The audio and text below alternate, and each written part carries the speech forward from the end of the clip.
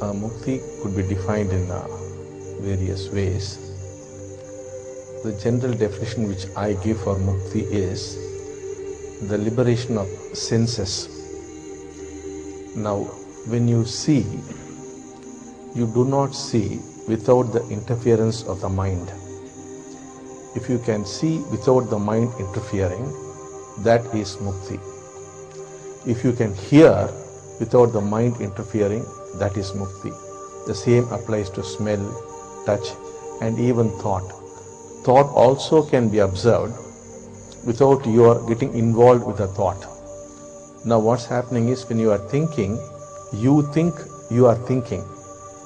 But it is actually possible to see thoughts flow as though they are independent of you.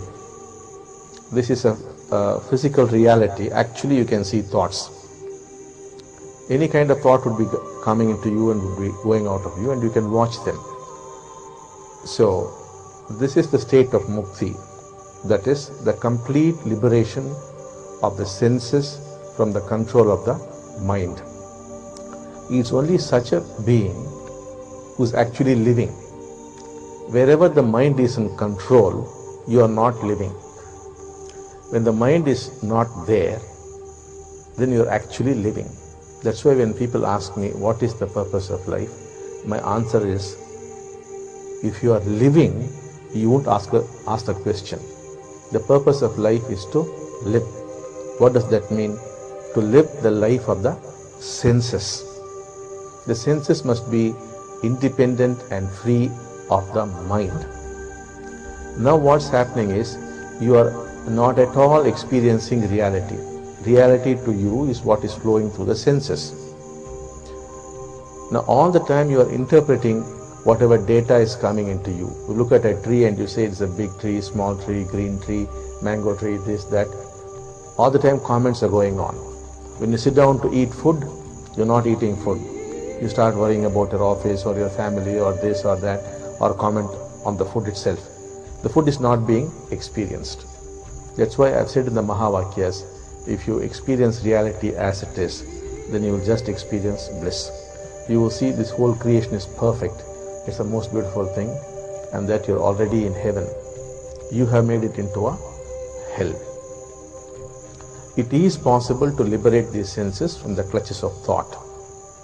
So thought is necessary when required. Otherwise, why should thought interfere?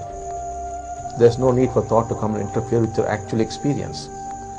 Now, when the senses become free of the control of thought or the mind, then we say you have discovered unconditional joy, the unconditional love.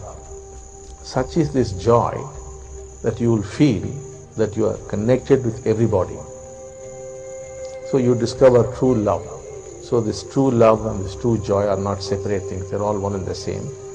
And this is a natural occurrence. That is what you are designed to be. That is what a human being is supposed to experience all the time. Since you do not experience that, your lives have become miserable. And to escape that misery, you have created various escape routes through which all the time you are escaping from your misery, which misery itself is because you are not experiencing reality. So that is why people take to alcohol or to drugs or sex or whatever that is, because otherwise what is there in your life, it becomes meaningless. So the whole attempt of this movement is to help you experience reality as it is. When that happens, you discover unconditional love and unconditional joy. You feel connected with everything and everybody. You do not feel you are a separate individual. You do not live for yourself alone anymore, because the yourself has become everybody. You live for the sake of humanity. This is not a concept or some imagined thing. This is a day-to-day reality once you become enlightened or you become a mukta. And thousands of people have already got into this state. And even right now there are a few people sitting here who are in this state.